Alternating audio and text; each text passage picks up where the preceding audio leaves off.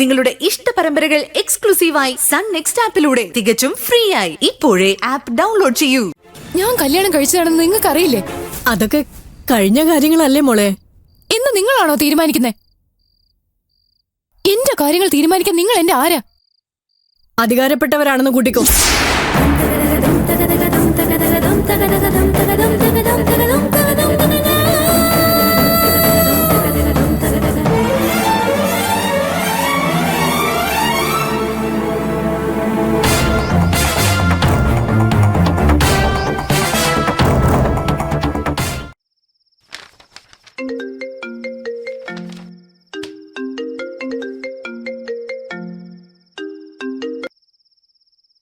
Hello, ആ പറ അജയ് ഘോഷേ. എനിക്ക് അത്യാവശ്യമായിട്ടൊന്ന് കാണണം. അതിനെന്താ, നേരെ വീട്ടിലേക്ക് പോര്. അല്ല, ഈ രാത്രിയിലെ എന്താ അജയന് എന്തെങ്കിലും ബുദ്ധിമുട്ടുണ്ടോ? അല്ല, എനിക്ക് ബുദ്ധിമുട്ടൊന്നുമില്ല. ആ എന്നാ എനിക്ക് തീരെയില്ല. വന്നോളൂ. ശരി.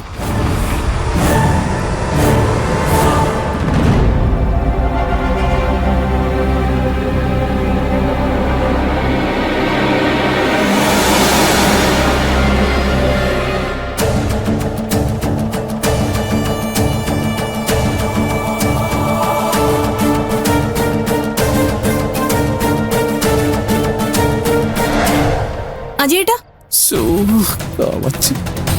എങ്ങോട്ട് ഈ നേരത്ത്? നരകത്തിലോട്ട്. നിന്നോട് പിന്നെ നേരം വിളിക്കാൻ പറഞ്ഞോ? നിന്നെ കൊണ്ട് ഒരു പ്രയോജനവും ഇല്ല ഇങ്ങനെയുള്ള ഉപദ്രവങ്ങളല്ലാതെ. മനുഷ്യൻ എങ്ങനെ രക്ഷപ്പെടാനുള്ള ഓരോ മാർഗം അന്വേഷിച്ചോണ്ടിരിക്കുമ്പോഴാ ഇങ്ങനെയുള്ള ഓരോ പിന്നീന്ന് വിളി. അതിന് ഞാൻ അറിഞ്ഞോ? ആ, നീ ഒന്നും അറിയത്തില്ല. അതാ നിന്റെ ഏറ്റവും വലിയ ശാപം. നിനക്കിപ്പോ എന്തോ അറിയണ്ടേ?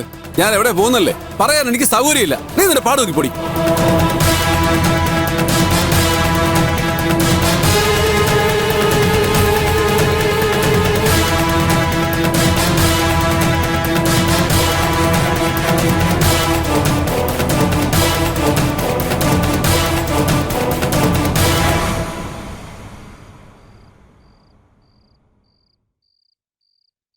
ചേച്ചി, എന്താടി?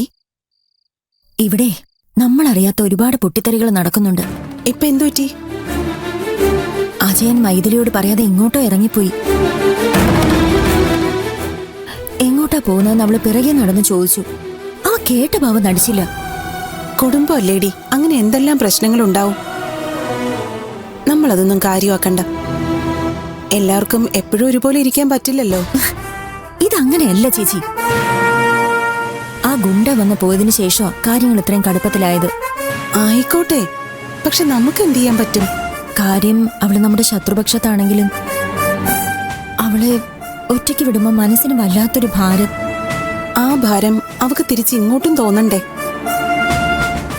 അവളോട് അടുക്കാൻ നമ്മൾ ഒരുപാട് ശ്രമിച്ചതല്ലേ? കൂടുതൽ അകന്നതല്ലാതെ അതുകൊണ്ട് എന്തെങ്കിലും പ്രയോജനം ഉണ്ടായോ? ചേച്ചി, എന്നെ കാണുമ്പോഴാ അവൾക്ക് കൂടുതൽ ഇറിറ്റേഷൻ.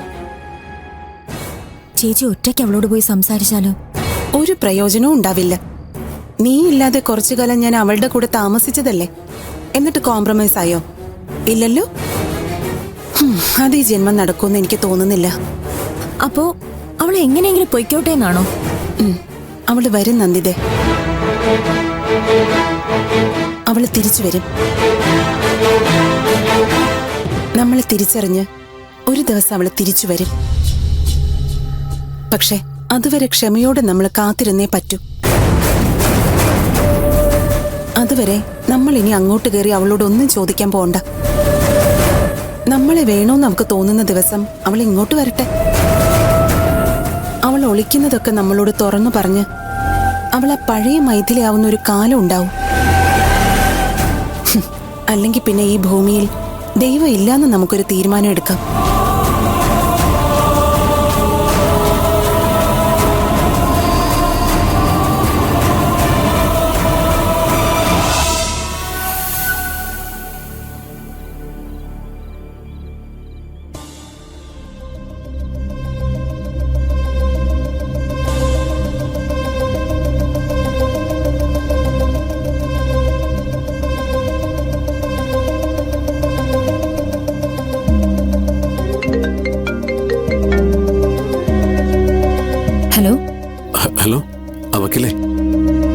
ഞാനിവിടെ എത്തിയിട്ടുണ്ട്. വാതിലടച്ചിട്ടില്ല, കേറിപ്പോന്നോളൂ.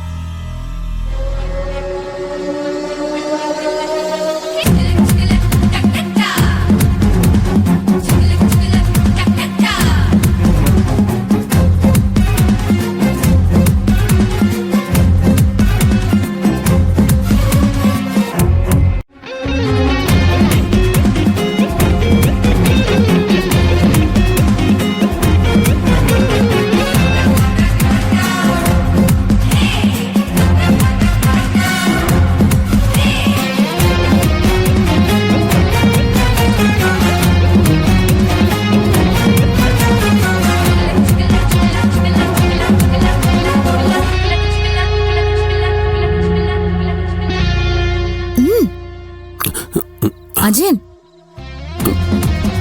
അജയൻ എന്താ അന്തം വിട്ട് നോക്കുന്നേ? എന്താ, എന്നെ ഇതിനു മുൻപ് കണ്ടിട്ടില്ലേ?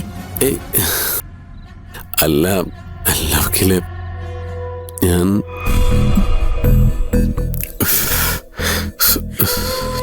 അജയൻ എന്താ ഇങ്ങനെ വിയർക്കുന്നേ? ഒന്നുമില്ല. ഇരിക്ക്. ഓ,